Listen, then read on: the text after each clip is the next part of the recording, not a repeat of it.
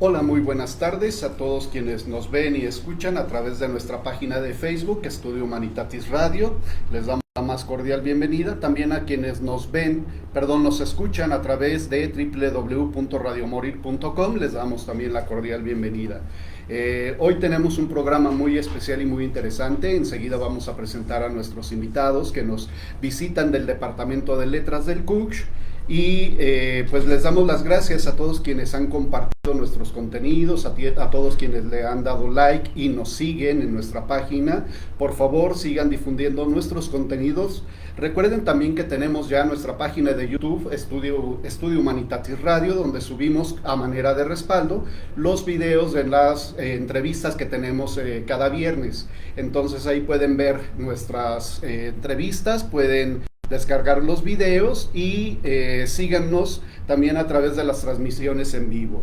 Alejandro, buenas tardes. ¿Qué tal, profesor? Buenas tardes, sean todos bienvenidos a una nueva emisión de Estudio Humanitatis Radio, a una emisión de cumplir un año, profesor. 17 de mayo se inició este proyecto y la siguiente semana tendremos un invitado especial, padrino del programa, y bueno, tendremos algunas pequeñas sorpresas para quienes nos escuchen, al igual que el día de hoy, que vamos a tener la rifa del libro con el que vamos a estar charlando con nuestros invitados.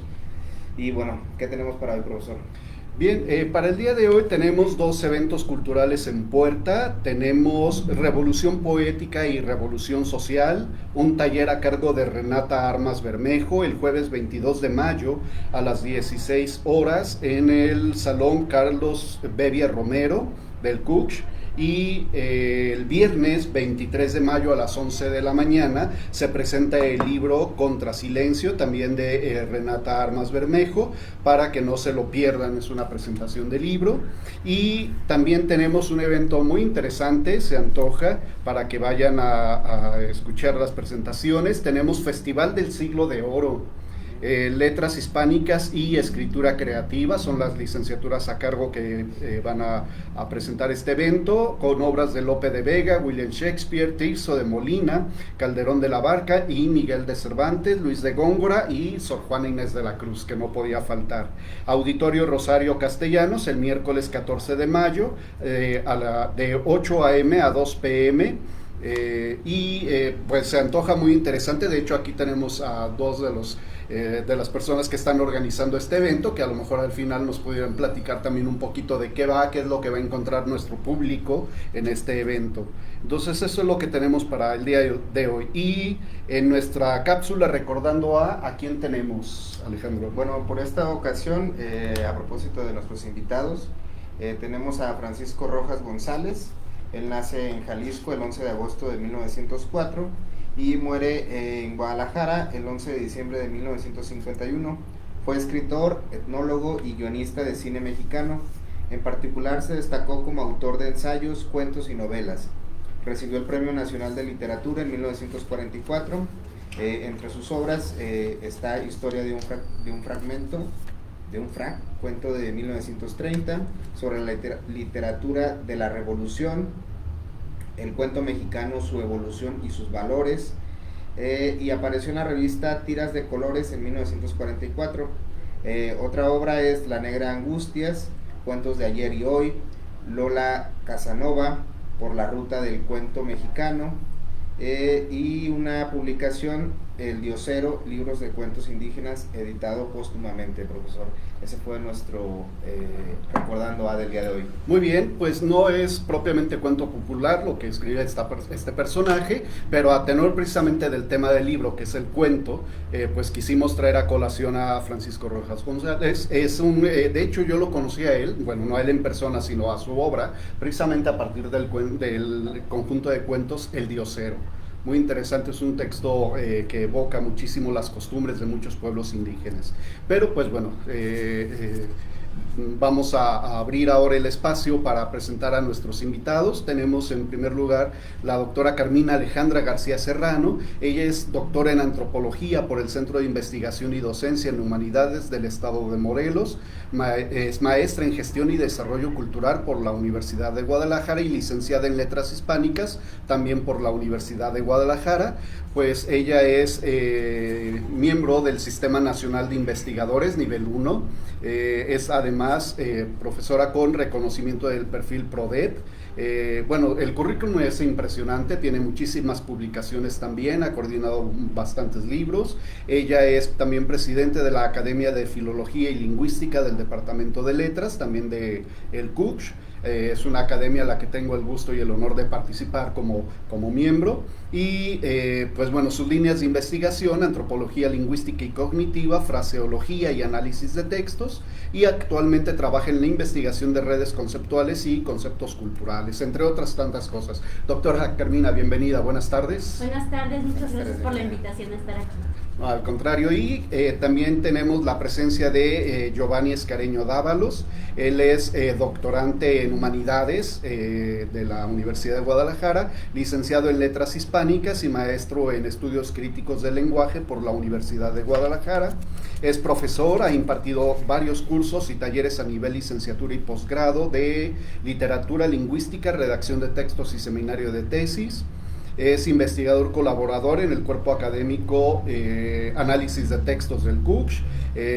Pues su currículum también es un tanto extenso, tiene también varias publicaciones, entre ellas está precisamente un capítulo en el libro del que vamos a platicar el día de hoy, y pues ha dictado también conferencias en universidades tanto nacionales como internacionales. Maestro Escareño, bienvenido, buenas tardes. Buenas tardes, doctor, muchas gracias por la apertura de este espacio, un gusto estar aquí con ustedes. No, al contrario, gracias por aceptar la invitación a estar aquí con nosotros. Y antes de empezar la charla, les recordamos a todas las personas que nos están viendo a través de Facebook que pueden dejar sus preguntas, comentarios, saludos a través del chat en vivo de nuestro programa. También les pedimos por favor que si de repente hay inconvenientes o problemas con el audio, que ya los hemos tenido en alguna ocasión, por favor nos lo hagan saber a través del chat, que nos indiquen si se está escuchando bien la señal para nosotros hacer los ajustes pertinentes. Y pues las preguntas que les quieran hacer a nuestros invitados seguramente las responderán con gusto. Para empezar con la presentación de este libro, que se antoja interesante y se ve bastante nutrido, varios capítulos donde participan seguramente muchos colegas de renombre, entre ellos también están ustedes participando como escritores. ¿Cómo nace el interés por publicar este libro? ¿Cómo nace el interés por estudiar el cuento popular? Y de entrada también, si después nos pueden decir brevemente, ¿cómo es un cuento popular? ¿Qué es? ¿Qué lo define? ¿Y qué lo distingue de otras formas de cuentos? Bueno, el interés por este libro surgió por hacer este libro surgió hace ya bastante tiempo, diría yo algunos años, que lo tenía yo en mente a raíz de una tesis que dirigí para el doctorado en Humanidades, donde la doctorante hacía un análisis de cuentos populares para identificar los roles femeninos y cómo más bien se caracterizaba ahí la mujer, ¿verdad? Entonces, digamos que pues uno se percata de que no hay tantos estudios sobre el cuento popular. Y ella me regaló un libro de Fabio Moravito de cuentos populares que yo empecé a leer, y cuando los empecé a leer dije, ay, aquí hay toda una beta de trabajo para el análisis, porque si bien el cuento literario es muy analizado, el cuento popular no. Entonces dije, aquí hay mucho trabajo por hacer, y puedo convocar a diferentes investigadores para poder abordar los cuentos populares por diferentes áreas, ¿no? Y así fue como empezó a surgir en mi mente esa idea.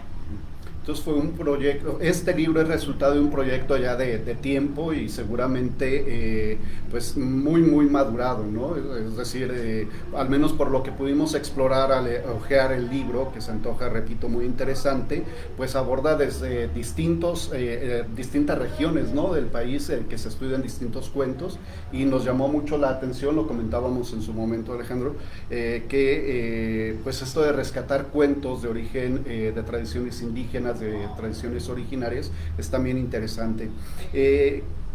¿Cómo se caracteriza, cómo se define un cuento popular y qué lo hace diferente de otras formas de cuento, por ejemplo, el cuento culto o literario?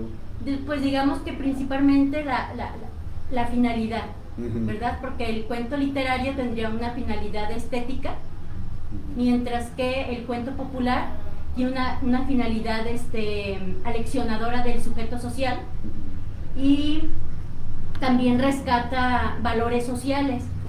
Es por esta razón que el cuento popular sigue transmitiéndose de manera oral y no se pierde en el tiempo, porque sigue siendo valioso para las comunidades, puesto que rescata conocimiento compartido o sabiduría cultural, digamos. Antes de darle la palabra a Alejandro, que también tiene algunas inquietudes respecto de este libro que recién acaba de salir, ¿verdad? De hecho se presentó en la FIL, creo el año pasado. Se presentó en FIL. Les platicamos a quienes nos están viendo a través de Facebook que al final se va a rifar este ejemplar que nuestros invitados tuvieron a bien donar precisamente para la difusión, para que se queden a lo largo de toda la entrevista, y si les interesa participar en la rifa, se anoten por favor a través del chat en vivo de la página de Facebook. Nada más nos dicen: me llamo fulano, fulana de tal, es decir, su nombre completo, por favor, me interesa participar en la rifa del libro, y al final pues veremos la mecánica para el sorteo, para que estén pendientes y no se pierdan la totalidad de la entrevista. Alejandro, por favor. Bueno, apúntense para el libro, para que alguien se lo lleve, porque si no, nos lo vamos a llevar nosotros y sería un poco injusto, profesor, ¿verdad? Sin participar. Sí, ¿no? Que ya tuvimos la oportunidad de echarle una ojeada, como bien dice el profesor, revisarlo, no pudimos revisar por completo, pero sí hicimos una revisión para esta entrevista y para la presentación, y que nuestros radioescuchas puedan introducirse un poco al tema de este interesante libro. A mí me interesaría preguntar respecto a esta característica que nos acaba de comentar, si respecto a la fábula y a ese carácter aleccionador que tiene el cuento popular y la fábula, ¿qué diferencia podemos identificar? Quizás algunos, al menos yo a primera vista podría decir, bueno, me parece que son muy similares. Además, las categorías que se le da, creo que alguno de los autores que ustedes revisan le da los cataloga por cuentos de animales, mágicos. Entonces, revisando cada una de esas categorías, vi que muchas se comparten con la fábula.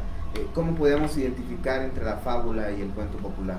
Digamos que el cuento popular es siempre en prosa, ¿verdad? Y tiene, digamos, una extensión que puede ser más larga que muchas fábulas y más corta, digamos, que muchos cuentos literarios, porque debe de tener digamos, la capacidad de ser contado, digamos, en un momento. Por eso no suelen ser largos y no utilizan recursos, por ejemplo, de rima, como la fábula suele muchas veces recurrir a estructurar en verso o estructurar con rima, ¿verdad? Para tiene ciertas características estéticas que no tiene el cuento popular. Y de alguna manera el cuento popular es también reflejo, ¿no?, de ciertas formas de entender, ver el mundo, supongo, porque si bien la fábula, pues bueno, también tiene esto de una moraleja, una especie de enseñanza final, no es tan cosmoabarcante como sí podría ser el cuento popular, al menos por los capítulos que pudimos revisar, sobre todo los de ustedes. Pues no se trata solamente como de narrar una historia ficticia, sino que de alguna manera también se cuela, ¿no? Algo de la forma de entender el mundo. A propósito, aunque bueno, más adelante vamos a hablar ya de sus capítulos propiamente, si nos pudieran adelantar en alguno de estos cuentos que ustedes analizaron, qué elementos de la tradición, de las costumbres, de las formas de ver de los pueblos que de alguna manera se expresan a través de estos cuentos, podríamos como identificar ahí en esos textos que ustedes analizan. Porque si bien nos dan una reseñita muy breve precisamente de los cuentos como para que el lector pueda saber de qué va su análisis, pero si nos pudieran platicar un poquito más, por favor, maestro Escareño. Claro, muchas gracias. Bueno, antes de continuar con esta otra pregunta, quería hacer como un comentario sobre esta distinción de la fábula y el cuento popular, ¿no? Que en general creo que la primera característica que se suele decir sobre la fábula es que siempre sus personajes, siempre son animales, ¿no?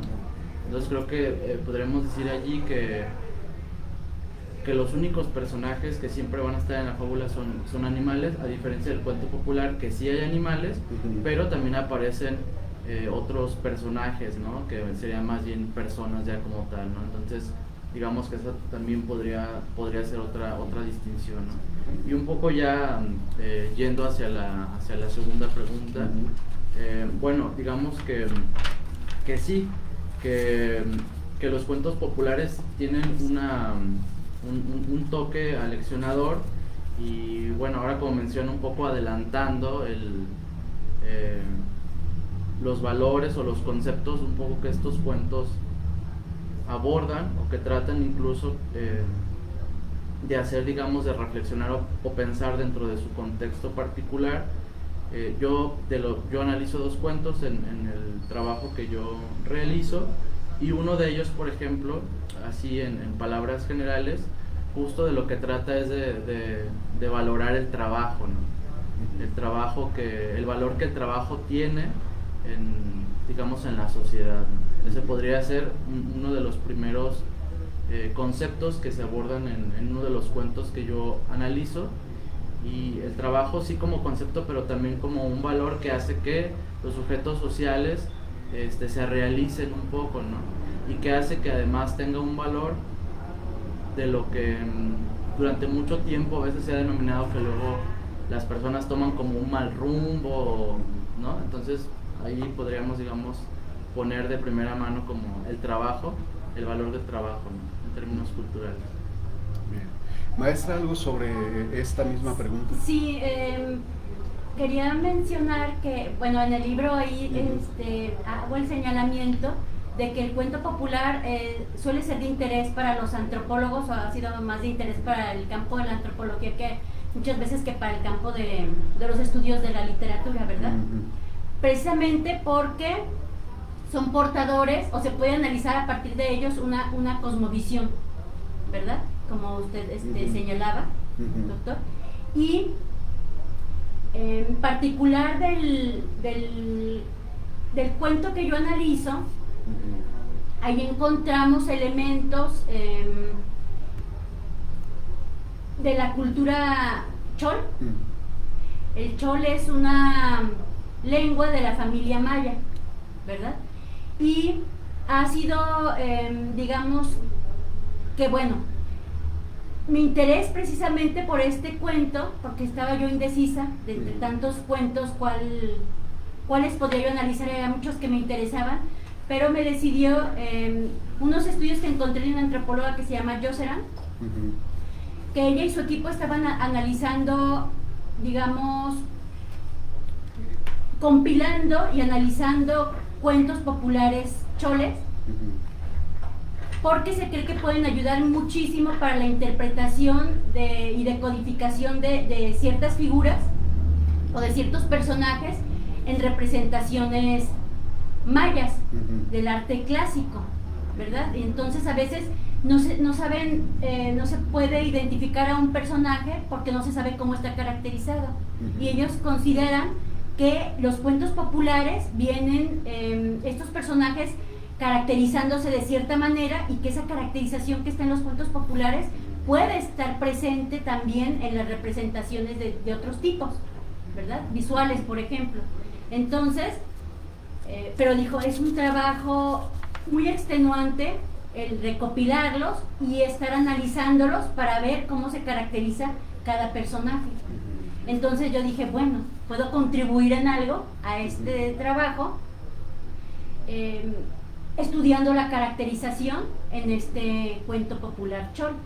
Y ahí quería señalar eso, porque efectivamente vemos allí que hay muchos personajes tradicionales, ¿verdad?, de la cultura Chol, y vamos a encontrar también mitos, vamos a encontrar mensajes culturales que le indican al sujeto qué no hacer o qué hacer en determinadas circunstancias, o qué puede ser peligroso, ¿sí?, de qué debe de alejarse. Y también hace, digamos, pues recuerda una prohibición, le recuerda al sujeto social una prohibición, en este caso de ingerir carne humana. Bien, antes de continuar, pues un saludo a todas las personas que ya se están anotando para la rifa del libro.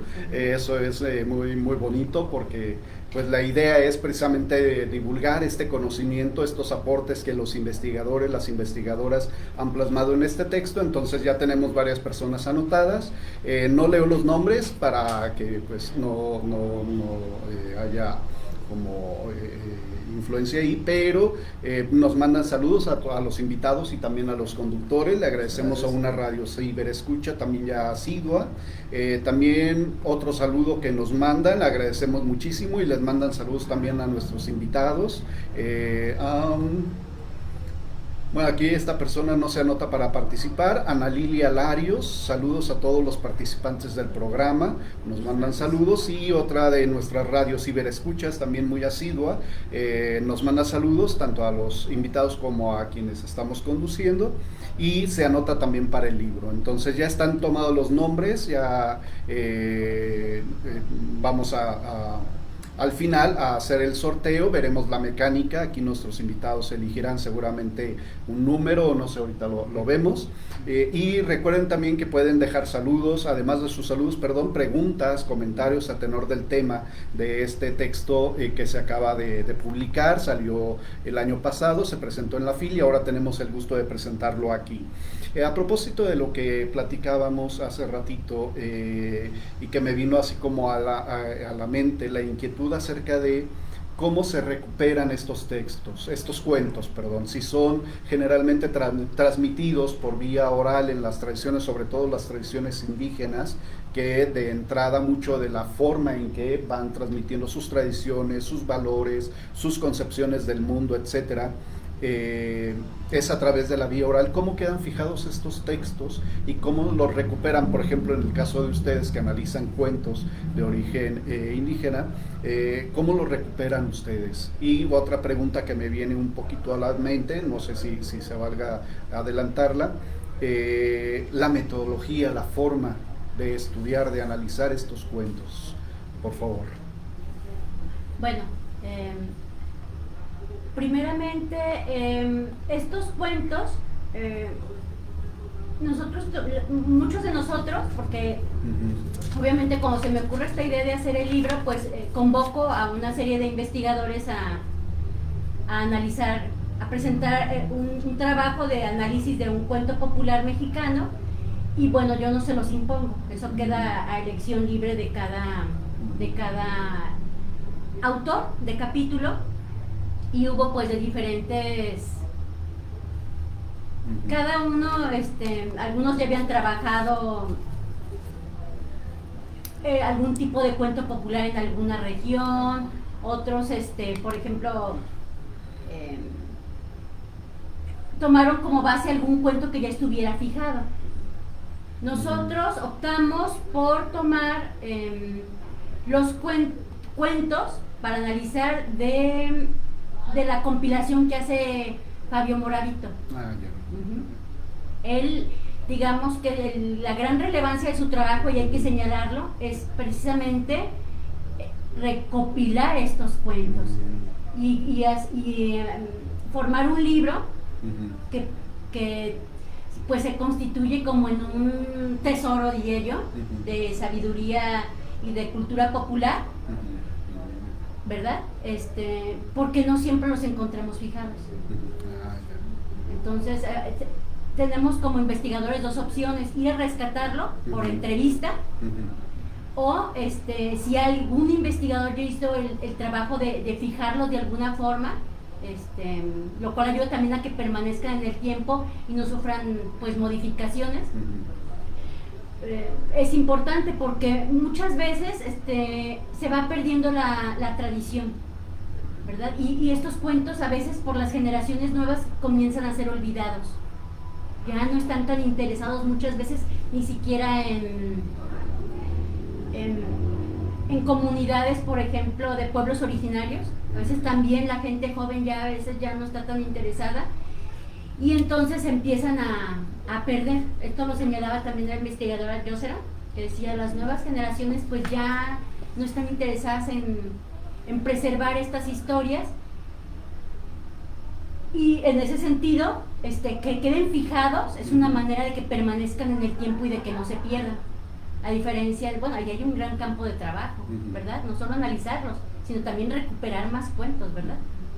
Entonces, entonces decidimos tomar de estos cuentos nosotros.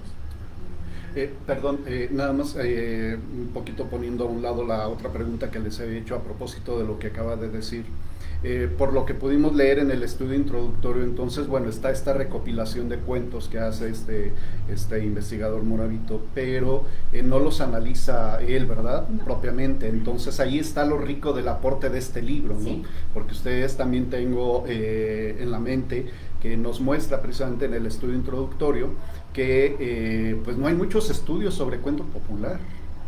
No hay, porque parece que hicieron ustedes el trabajo de revisar bases de datos, fuentes, como para, bueno, que se ha analizado el cuento popular. Entonces ustedes están planteando un parteaguas en ese sentido, no están aportando.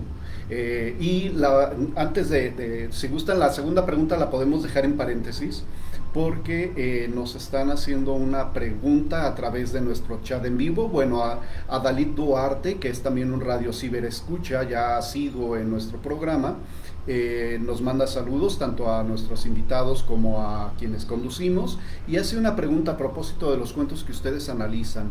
A ver si nos pueden dar su perspectiva. Dice: ¿cómo se evitan los sesgos o prejuicios al evaluar textos de pueblos originarios? ¿Cómo evitar occidentalizarlos? Esa es una pregunta. Y otra de nuestras ciberescuchas hace otra pregunta, pero se las planteo enseguida. Por favor. Bueno,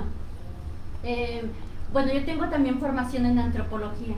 Bueno. Entonces, procuro no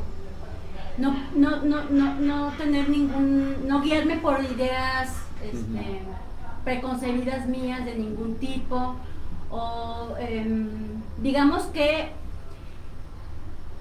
es como tener la capacidad de valorar las diferentes manifestaciones y respetar de todas las culturas y encontrar lo rico que todas aportan. Ese sería como la principal consigna de nosotros como analizantes.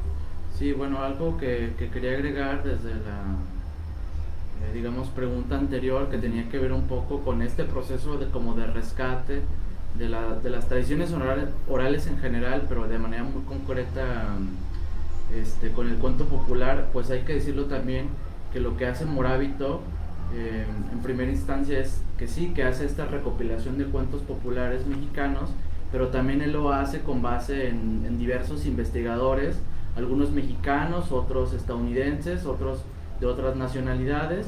Entonces creo que en primera instancia hay como un filtro anterior a Moravito, que serían la mayoría de las veces, como ya comentó la doctora Carmina, casi siempre los interesados como en estas tradiciones son antropólogos, que van a hacer esa tarea como de rescate y van a ser, digamos, el primer filtro para fijar la tradición oral, ¿no? Y entonces ya después tendríamos entonces a otros investigadores como Moravito, que hacen ya más un trabajo entre, digamos, una perspectiva así todavía un poco antropológica, pero también literaria, tratando como de pulir los cuentos populares como para que sean un poco de más fácil lectura, ¿no? Eso digamos que sería una de las maneras, es decir, desde donde viene la recopilación, incidiría mucho en este evitar occidentalizar, ¿no? Porque digamos que desde un punto de vista antropológico, digamos que en general los antropólogos siempre son como muy conscientes de que ciertas ideas y valores se rescatan tal cual, y eso es, digamos, como un gran aporte, ¿no? Claro que punto y aparte sería, por ejemplo, ya la traducción, ¿no? Que digamos que no es algo que abordamos acá en el libro, porque sería muy difícil de realizar, porque incluso el propio Morabito luego menciona que muchos de los cuentos que él recopila ya están en español, ¿no? Por ejemplo, ¿no? Y ya él más bien va haciendo mención, por ejemplo, de cómo va puliendo los cuentos populares, porque muchas de las recopilaciones, algunas eran transcripciones orales, entonces él lo que va haciendo es quitar marcas de la oralidad para dejarlo limpio y que sea más como un texto escrito, ¿no?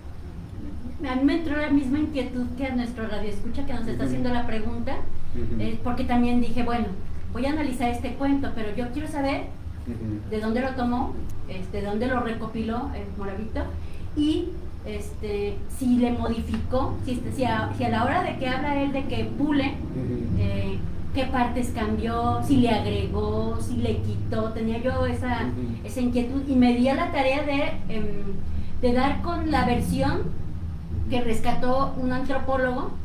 Ahorita se me ve el nombre, pero se los puedo dar. Bueno, me fui a la versión directa, me costó mucho conseguir ese libro, ya nada más estaba en pocas bibliotecas. No pude sacarlo porque era el único ejemplar, no había copias disponibles. Bueno, le tomé fotografías a cada una de las hojas para estudiar la versión, y me di cuenta de que respetó totalmente el cuento. Si alguna cosa pudiera hacer fue que quitó alguna muletilla y que puso signos de puntuación, ¿verdad? Pero no hubo modificación alguna, se respeta totalmente lo que está, la forma en que se está transmitiendo de forma oral. Entonces su análisis seguramente fue un análisis muy a pie juntillas de una versión muy fiel de este cuento que analiza. Perdón, hay otra pregunta más de una de nuestras radios ciberescuchas, a quien le agradecemos muchísimo, que nos ha estado siguiendo en varias emisiones del programa. Hace un comentario y en función del comentario la pregunta. Dice, me parece sumamente valioso su trabajo, rescatar una cosmovisión pues, a través de este estudio de los cuentos populares. ¿Cuál es una de las enseñanzas más memorables para ustedes en este proceso? Continúa, ¿pudieron compartir con comunidades indígenas el producto del trabajo? Y de nuevo, sumamente valioso el rescate de la memoria de los pueblos originarios. Saludos, nos dice, gracias. Y Sergio Martínez Ruiz dice, saludos a todos, muy buen tema. Sin duda, muy buen tema y muy buenos pues, nuestros invitados. Y Sergio Martínez Ruiz, que manda saludos a su compa Chano. Saludos de regreso. ¿Qué le podrían responder a nuestra radio ciberescucha acerca de lo que les ha dejado como enseñanza este trabajo de estudiar cuentos populares? Bien, bueno, yo me gustaría, digamos que mi respuesta va posiblemente a conectar con la otra pregunta de evitar occidentalizar, porque digamos que la occidentalización no solo se da en este proceso de rescate, sino incluso cuando uno analiza desde un punto de vista metodológico, puede uno llegar a analizar y sacar conclusiones que nos lleven a un punto de vista occidental, ¿no? Entonces creo que, bueno, en la mayoría de los casos, algo que se trató de hacer, por ejemplo, es de ir a textos que hablaran un poco de la cosmovisión de ese pueblo originario, ¿no? En mi caso, justo lo que traté de hacer, digamos que como mis cuentos tratan sobre o implican esta transformación teriomórfica, es decir, la transformación de de lo humano a lo animal, pues obviamente luego sale el tema del nahualismo, por ejemplo, ¿no? Que desde nuestro punto de vista occidental o desde un punto de vista occidental es visto negativo, pero en la búsqueda justo de bibliografía sobre cómo conciben particularmente los nahuas este fenómeno, en realidad para ellos no es algo negativo, ¿no? Sino que es más complejo, ¿no? Entonces ya desde ahí, por ejemplo, o sea, la manera en la que doy respuesta a esta última pregunta de la enseñanza, pues yo diría que un tema como este del teriomorfismo,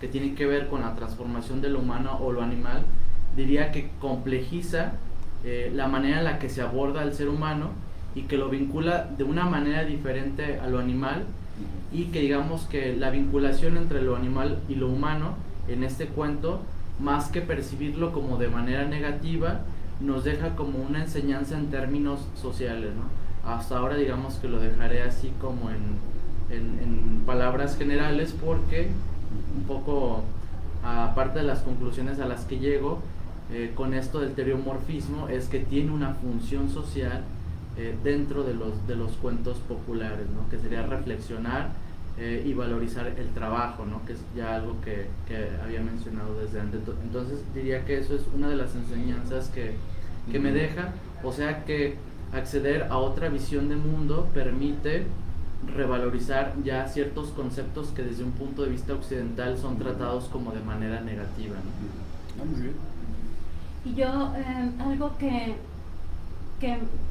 me dejó de enseñanza, no solamente mi trabajo, sino ver el trabajo de mis colegas, fue que, pues independientemente de lo que uno estudie en un cuento popular, siempre van a estar allí elementos culturales y sociales. Entonces, pues, digamos que me gustaría sacar coordinar un segundo volumen, ¿verdad? Para que se hagan más trabajos sobre cuentos populares. También preguntaba nuestra radioescucha si habíamos tenido ya contacto con comunidades indígenas, pero no, todavía no. El libro apenas salió en diciembre. Noviembre, ¿no? Vamos a poner de noviembre, perdón, a finales de noviembre, perdón, sí es cierto, a finales de noviembre, y precisamente llegó de la editorial.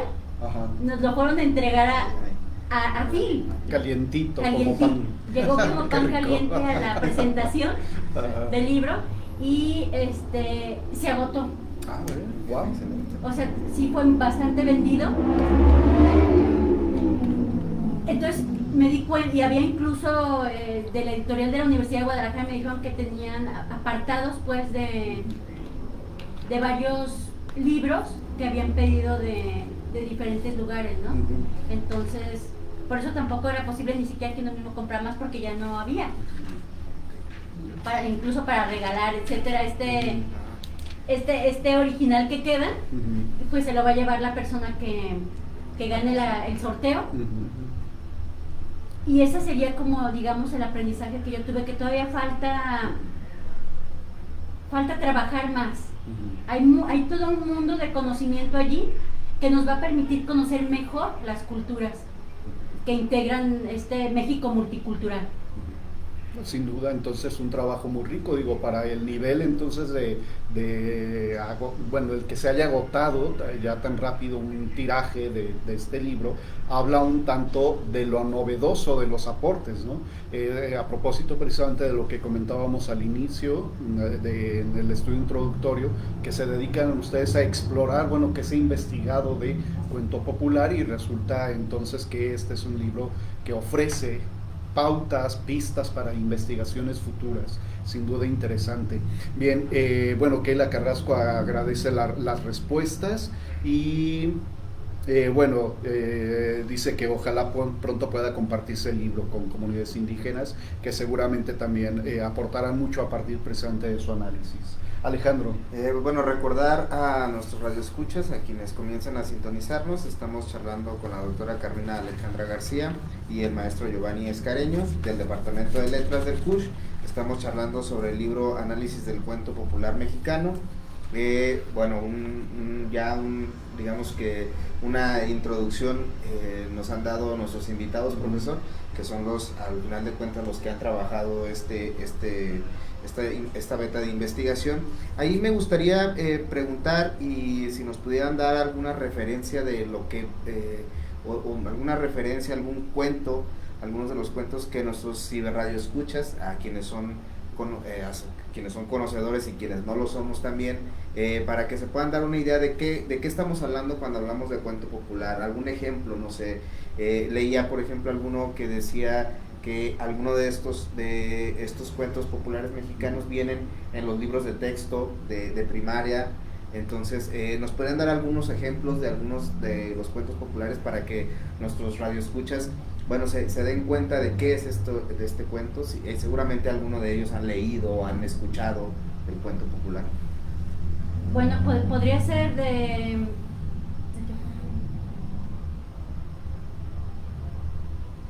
Yo leí ahí por ahí alguno que decía que venía, por ejemplo, el de Juan Sin Miedo, que recuerdo. Bueno, sí. Recuerdo que venía en un libro de texto de hace muchos años cuando yo era joven. No sé si todavía siga viniendo. Bueno, en ese sentido sí podríamos decir que serían como la versión mexicana de los cuentos populares o folclóricos que tenemos allá en Europa, como los que rescatan, por ejemplo, los hermanos Grimm, que hacen un excelente trabajo también de fijación de cuentos, ¿verdad? Y entonces acá tendríamos cuentos de ese tipo, nada más que acá, bueno, obviamente no vamos a encontrar muchas veces al rey, a la princesa o a la reina, que son muchas veces los protagonistas de muchos de los cuentos populares europeos, sino que vamos a encontrar toda una suerte de personajes diferentes, digamos, dependiendo de las diferentes culturas de donde surgen estos cuentos. Pero quería señalar, hace rato que preguntaron lo de la occidentalización, hay un análisis que tenemos aquí en uno de los capítulos de la doctora Georgina Serrano, que ella precisamente encuentra un cuento que le parece ya muy europeizado, que tiene mucha influencia de estos cuentos populares europeos, y precisamente dedica su análisis gran parte de su análisis a rastrear el origen de ese cuento y cómo es que podrían haberse introducido esos elementos europeos en la tradición mexicana y desde cuándo. A veces es inevitable, ¿no?, que haya ciertos contactos, se van incorporando cosas, pero al menos por lo que pudimos ojear y a tener un tanto de los cuentos que ustedes analizan, pues la mayoría como que trata de apegarse a esa tradición porque es una forma de mantener viva la identidad del pueblo que le da origen al cuento, ¿no? De alguna manera mantener vivo el cuento es mantener viva la identidad, pero supongo que es inevitable contactos, aceptaciones, incorporaciones de otras lenguas, de otros usos a lo mejor. Adalid Duarte agradece la respuesta que dieron a su pregunta. Un tantito ya como aterrizando a ciertas cosas, doctora Carmina, si nos pudiera platicar un poco del cuento El manjar de los brujos. ¿De qué va este cuento y cómo lo estudia usted? Creo que es importante también platicar un poquito la anécdota, porque nada más aparecen los análisis en el libro, ¿verdad? No aparece, digamos, hubiera sido interesante pues poder poner como en un anexo todos los cuentos que fueran analizados, pero las cuestiones económicas... Sería un volumen muy grande. Sería un volumen muy grande, entonces no se pudo hacer, pero por ejemplo... Este cuento del manjar de los brujos se considera como una versión de los cuentos populares de mensajeros de la tradición chol, nada más que aquí el protagonista es un cazador y no un mensajero. Entonces este cuento trata de un sujeto que sale al campo, digamos, y a cazar, y se le hace tarde, empieza a llover y tiene que refugiarse en una casa. Se mete a esa casa, se toma una siesta y lo despiertan ciertos ruidos de un gato y de una lechuza, que son en este cuento ayudantes de los brujos. Y entonces él cuando los ve se asusta porque precisamente su tradición Y sus cuentos populares, ya por esa misma razón, él ya sabía que estos animales estaban asociados con este tipo de personajes y se asustan. Y precisamente entran los brujos y se ponen a preparar una cena, un manjar, digamos, que sería un cuerpo humano en una olla que se está cocinando. Y entonces pues le da mucho miedo a nuestro protagonista, y lo escuchan, hace cierto ruido, y entonces para salvar su vida dice que es un brujo. Y entonces ellos dicen, bueno, si eres un brujo, pues comparte la cena con nosotros. Y entonces él sabía que no, por nada del mundo podía probar la carne humana, no podía romper ese tabú. Y entonces traía unos polvos mágicos a partir de los cuales escapa, lo persiguen los brujos, y esta persecución y el hecho de que entres a una casa que tú no conoces, de que te quedes solo a deshoras, son cosas que debes evitar, son acciones que debes evitar, según los consejos de este tipo de relatos, ¿no? Y si por alguna razón te vieras en la obligación de comer carne humana, evitarla. Esa sería como brevemente la anécdota, por si les parece interesante. Hay muchas cosas que rescatar ahí porque estoy sintetizando sumamente. ¿Puedes platicarnos alguno? Sí, bueno, de los dos cuentos que yo analizo, no sé si ahora me van a hacer la pregunta sobre los cuentos. Bueno, son dos: el hombre que se convirtió en sopilote y el hombre que se convirtió en jaguar. Ahora resumo muy brevemente la del hombre que se convirtió en sopilote, que es un cuento celtal. Básicamente de lo que trata este cuento es que hay una pequeña familia en donde, digamos, el hijo no quiere trabajar, se la pasa, digamos, todo el día echado en la sombra de un árbol. Entonces, digamos que la familia, al menos su padre, para incentivarlo a que trabaje, le regala una casa y un terreno, y digamos que le consiguen como una esposa, ¿no? Digamos que a pesar de eso, el joven pues no quiere trabajar, ¿no? Entonces él de pronto ve un día a un sopilote y lo ve y dice, ay, ojalá pues yo fuera como ese sopilote que nada más anda volando y volando, ¿no? Es decir, desde su punto de vista, como si estuviera nada más de ocioso, ¿no? O sea, un poco desde esa perspectiva. Entonces un día sucede que el sopilote baja y le dice, oye, pues ¿tú qué haces? No, pues aquí descansar, ¿no? Entonces le plantea un cambio de papeles en donde él se convierta en sopilote y el sopilote se convierta en el joven. Entonces hacen el cambio y el sopilote le da una serie de instrucciones, ¿no? De cómo conseguir alimento y demás. Y entonces, bueno, el sopilote, digamos, ya el joven convertido en sopilote, pues se va. Y entonces ya después de un rato de estar volando por los cielos, pues le empieza a dar hambre. Y entonces empieza a recordar las instrucciones que le da el sopilote antes del cambio de papeles.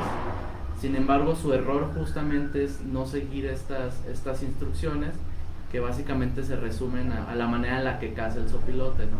Decía, cuando tú ves que hay